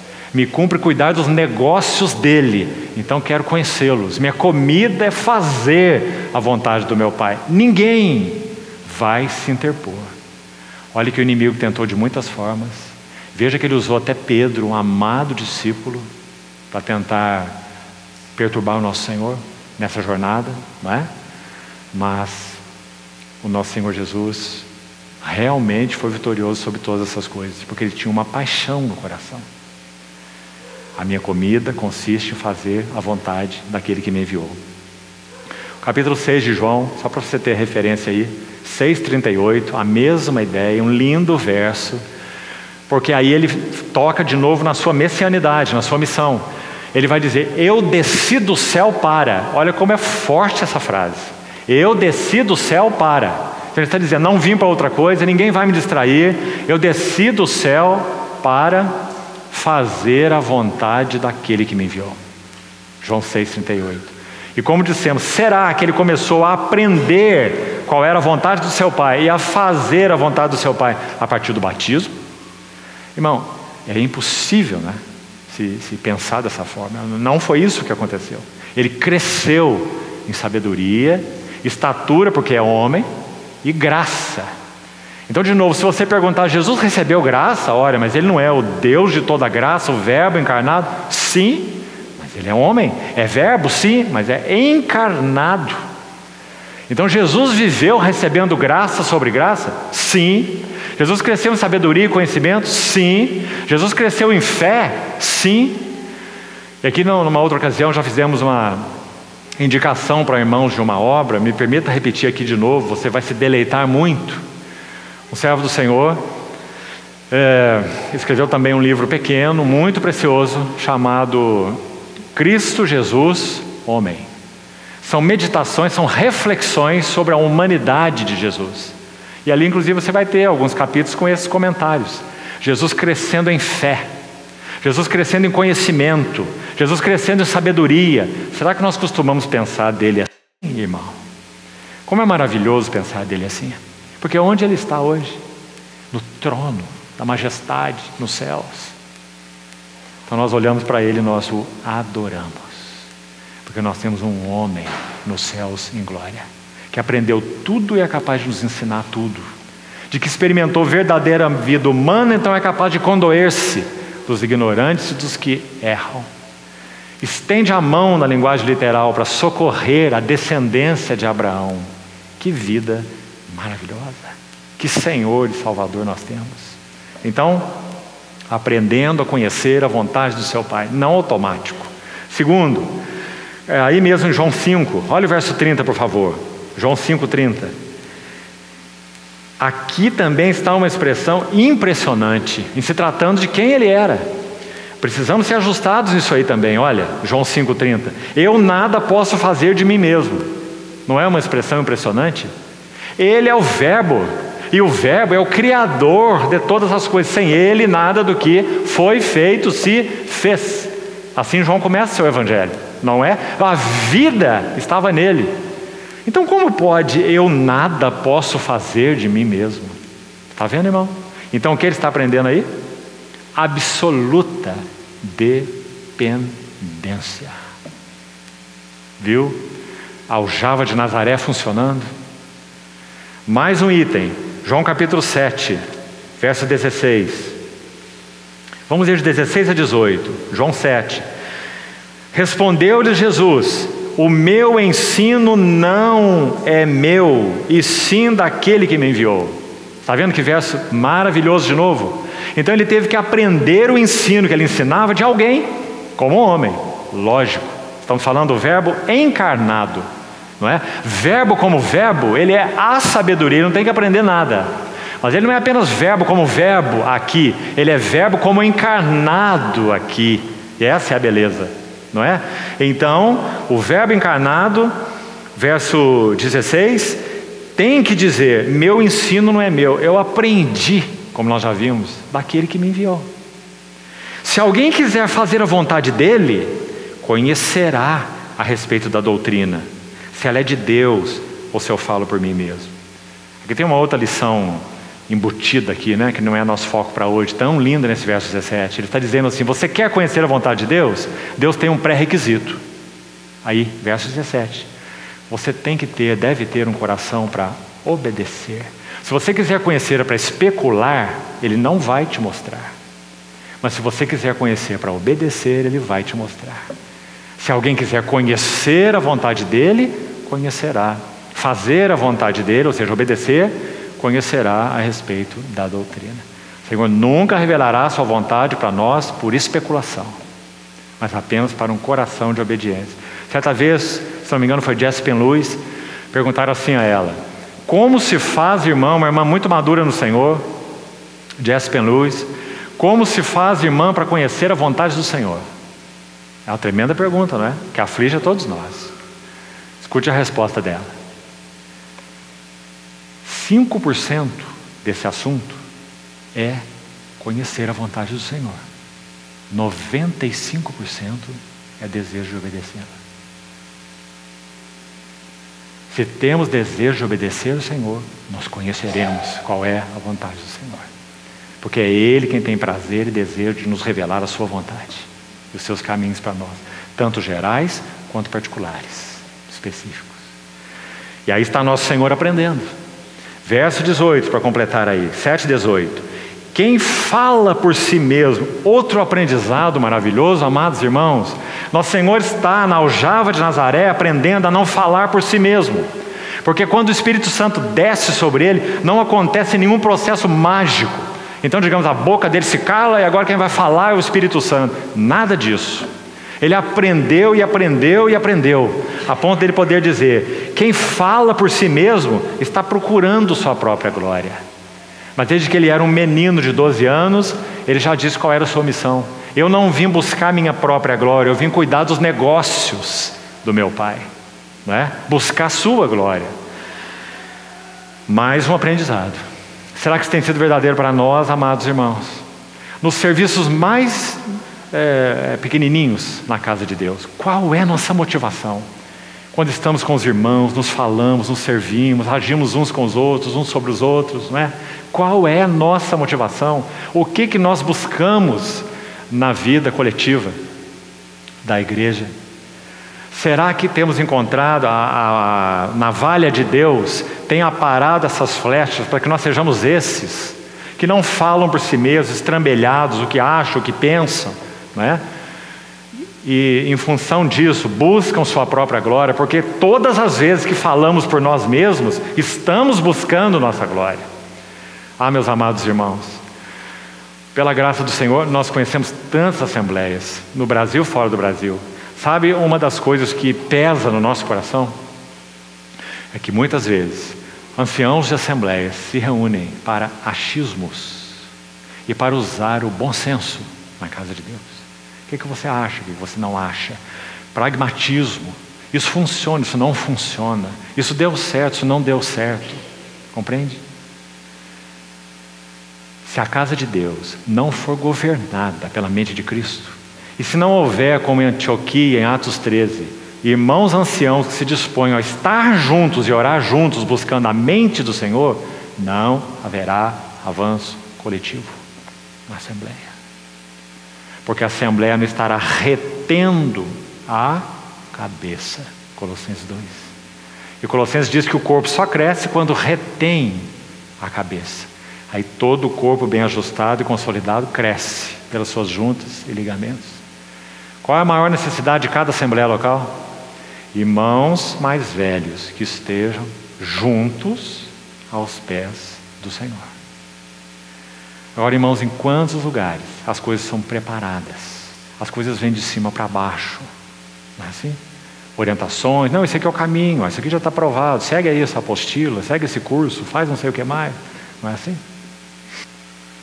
Quem fala por si mesmo está procurando sua própria glória.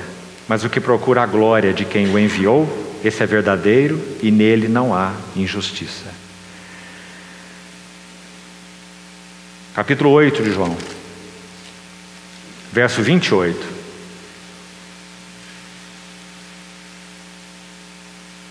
Disse-lhes, pois, Jesus: quando levantardes o Filho do Homem, então sabereis que eu sou e que nada faço por mim mesmo, mas falo como o Pai me ensinou. O que ele está aprendendo aqui, ou o que ele aprendeu, o que ele está dizendo que aprendeu aqui? Ele aprendeu uma linguagem celestial. E aqui gostaria também, para que você tenha o texto diante de você, abra por favor Coríntios 2. Sabe qual é a beleza desse texto aqui, neste caso? É que não apenas Jesus aprendeu. E nós poderíamos pensar, mas ele era sem pecado, o processo de aprendizado dele, sem dúvida, foi mais fácil. Irmãos, se foi mais fácil, se foi mais difícil, essa é uma outra história.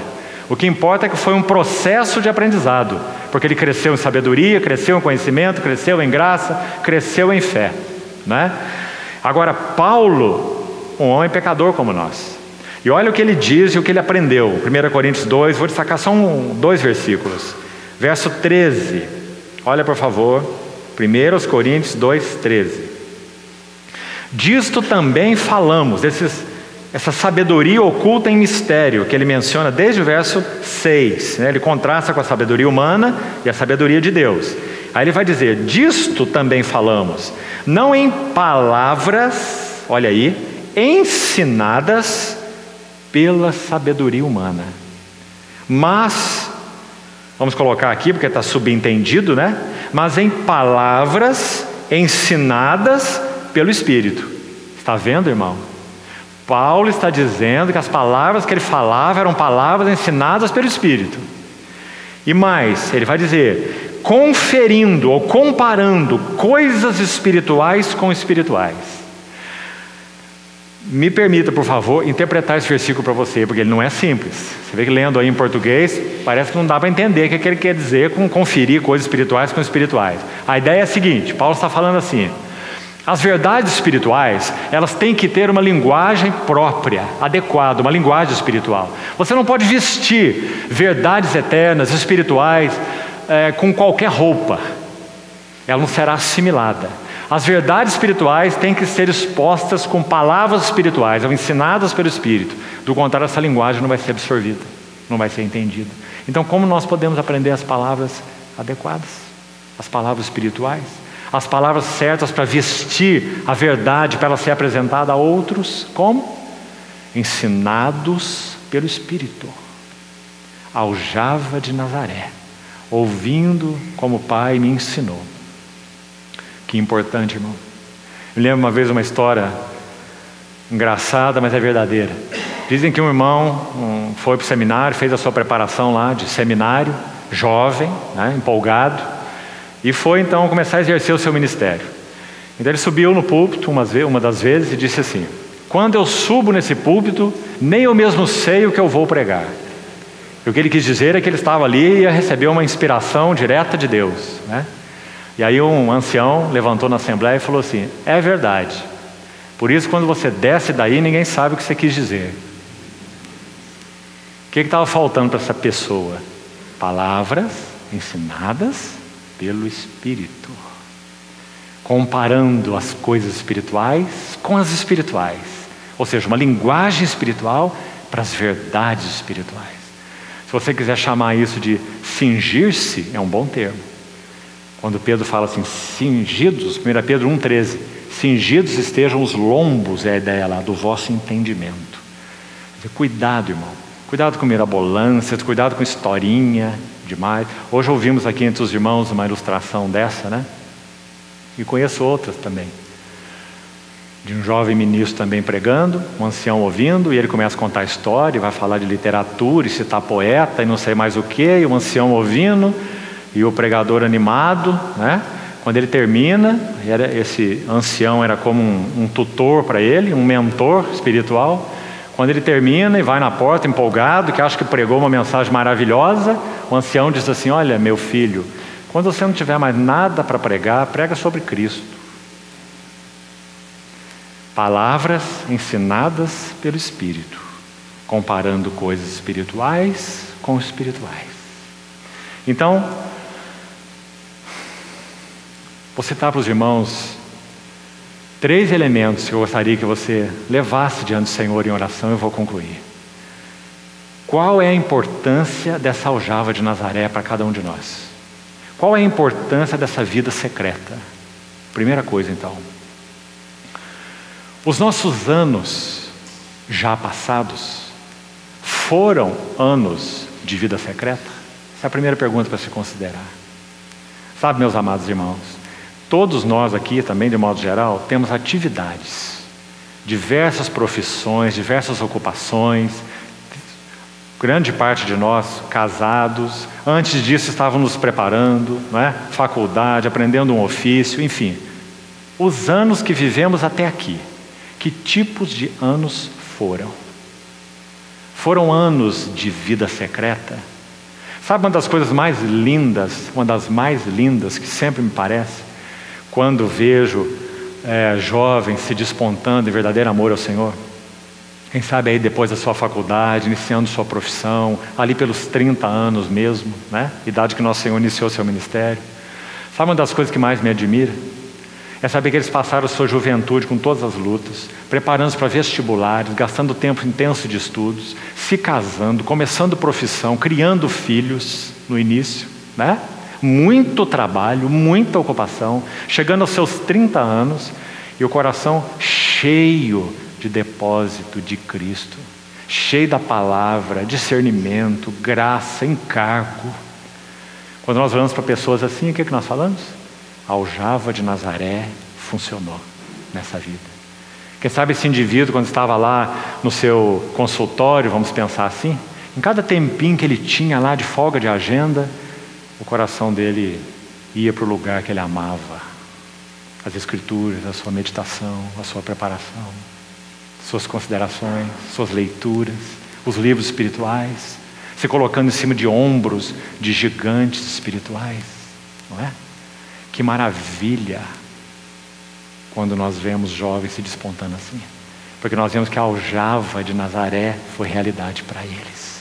A flecha esteve lá, ninguém sabia o nome deles, não é? Era só o irmão fulano, casado com a fulana, com 2 filhinhos e que trabalha com aquela determinada profissão. E com o tempo, as coisas vão se evidenciando, né? Uma boca por Deus, um fardo de Deus, uma carga de Deus. Mas onde isso foi formado? Ninguém viu. Ninguém viu. Mas Deus o fez. Na aljava de Nazaré. Anos de preparação. Então, primeira coisa para considerarmos, nunca é tarde, irmão. Nunca é tarde. Nossos anos têm sido anos de vida secreta. Na linguagem do Salmo 90, ensina-nos a contar os nossos dias, para que alcancemos um coração sábio. Quantos de nós aqui já viveram a maior parte da sua vida? Não é? Ensina-nos a contar os nossos dias. Segundo, nesses anos secretos, a palavra de Deus tem penetrado em nossas almas. O Salmo 139, os 2 últimos versículos, contém uma das mais corajosas orações de toda a Bíblia. Eu acho que você sabe qual é. Final do Salmo 139. Essa oração, irmão amado, é para ser feita, em particular, na vida secreta, na aljava secreta. E a oração é assim: sonda-me, ó Deus, e conhece o meu coração. E mais, prova-me, significa me põe no teu cadinho e chega o maçarico em cima. Passa pelo fogo, prova-me e conhece os meus pensamentos. Vê se há em mim algum caminho mau e guia-me pelo caminho eterno. Pergunta, irmão. Ler na Bíblia é simples. Agora você vê o impacto dessa oração? Será que nós temos tido a coragem espiritual de orar assim? Todos os dias? Todos os dias que nós acordamos, nós somos uma peça de prata. E nós estamos pedindo ao Senhor: me põe no teu cadinho e chega o maçarico, para que as impurezas possam vir à tona e sejam exterminadas. Prova-me e conhece os meus pensamentos. Então, esse processo é a aljava secreta de Deus. Ninguém vê, irmão. Ninguém vê o maçarico em tua vida interior. Ninguém vê. Só o acrisolador da prata conhece. E por último, nesses anos de aljava secreta, de vida secreta, nós temos cultivado um relacionamento adequado com Deus. O que significa relacionamento adequado com Deus?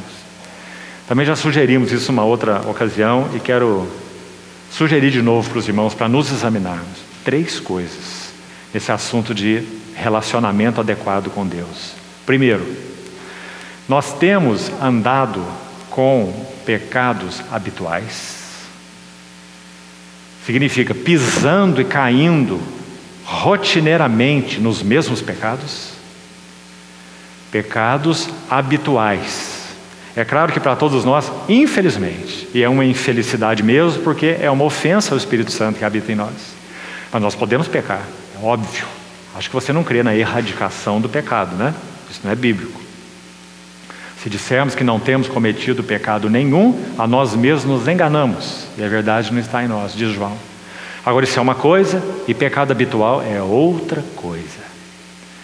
Então, nesses anos de vida secreta, nós temos permitido que realmente o Espírito Santo nos conduza a verdadeiro arrependimento, de modo a tratar pecados habituais, o mau gênio habitual, a mentira habitual, a omissão habitual e assim sucessivamente. Pensamentos pecaminosos habituais, por exemplo. Então, pecados habituais. Segundo, um coração dividido. Um coração dividido. Quando estivermos diante do trono do Senhor, não haverá mais tempo para se tratar de um coração dividido. Nós teremos que reconhecer diante dele que nós tivemos dois amores. Irmão, isso vai acontecer. Paulo diz em Coríntios que todos nós compareceremos diante do tribunal de Cristo. Todos. Paulo também. Todos nós. Onde nós então seremos retribuídos segundo o bem ou mal que tivermos feito por meio do corpo. E o corpo manifesta o que está no coração. Então, será que nós temos tido um coração dividido? Sonda-me, ó Deus, e conhece o meu coração. E terceiro, relacionamentos inadequados. Começando do mais íntimo, relacionamento conjugal. E indo para aquele que significa, a expressão de Cristo na terra, que é a igreja. Será que nós temos cuidado dos nossos relacionamentos, para que eles não sejam inadequados? Então, vou repetir as três coisas. Pecados habituais. Em motivação, em pensamentos, em conduta, não importa o nível. Para o Senhor é tudo a mesma coisa. Pecados habituais, relacionamentos inadequados e coração dividido. São coisas que têm que ser tratadas em nós antes que o Senhor venha, para que haja um testemunho puro, nítido do Senhor em nossas vidas, para que a casa de Deus se encha de glória. Isso nunca será automático. Me permita repetir esse ponto, amado irmão. Esqueça isso, deixa essa bobagem. Jesus é nossa cabeça, Jesus é nosso Senhor, Jesus está entre nós. Onde estiverem dois ou três, eu estou no meio deles. Você está entendendo tudo errado se você pensa assim. Onde estiverem dois ou três reunidos em meu nome. Esqueça essa frasezinha, porque em meu nome significa de acordo com minha vontade, com meu coração, com meus interesses, com aquilo que confere a mim, comigo. É em meu nome, não é porque professam o meu nome. Todos professam o nome de Cristo, Então, nada disso é automático. Tudo isso está relacionado à condição do nosso coração diante do Senhor. Então, vamos parar por aqui hoje. Amanhã, se o Senhor permitir, nós vamos estudar a oração de Isaías. Se você quiser, se você separar um tempo para isso, eu te pediria para ler Isaías 63 e 64. E nós vamos estudar a última oração do profeta Isaías. E você vai ver que esse tremendo profeta orava sobre a glória de Deus na casa de Deus.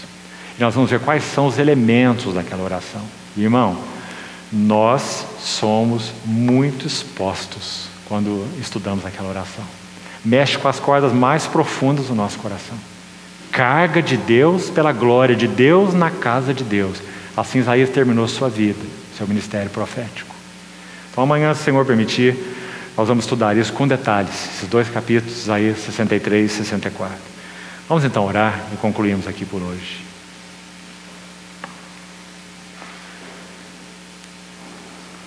Senhor, queremos te apresentar aquilo que compartilhamos nessa noite, com simplicidade, mas também com verdade. Que o Senhor seja para nós esse acrisolador e nos coloque no teu cadinho, nos passe pelo fogo, para que aquilo que não é coerente contigo, que não traz satisfação a ti e nem a nós, seja dos nossos corações eliminado. Desejamos ser para ti, Senhor, uma casa com glória, que expresse, reflita a tua glória. Por isso, nos ajuda a considerar e reconsiderar aquilo que aprendemos da tua gloriosa vida, Jesus, como homem. Ensina-nos, Senhor. Queremos realmente crescer em sabedoria, graça, conhecimento, fé. Toma tua navalha, Senhor, e apara tuas flechas, para que, por tua graça, também possamos ser disparados contra os teus inimigos. e o nome do Senhor e os triunfos do Senhor se manifestem através das nossas vidas. Te agradecemos, Jesus, por teu aprendizado fiel. Te agradecemos porque submeteste a tua vontade à vontade do teu Pai. E assim te pedimos que o Senhor nos ajude para que façamos com a nossa. Que em tudo sejamos submissos a Ti e aprendamos de Ti. Glórias sejam dadas ao Teu nome. Glorioso Salvador, Te amamos. Glorifica Teu nome em nossas vidas, Senhor. Antes que o Senhor venha e até que o Senhor venha. Assim oramos no Teu precioso nome. Amém.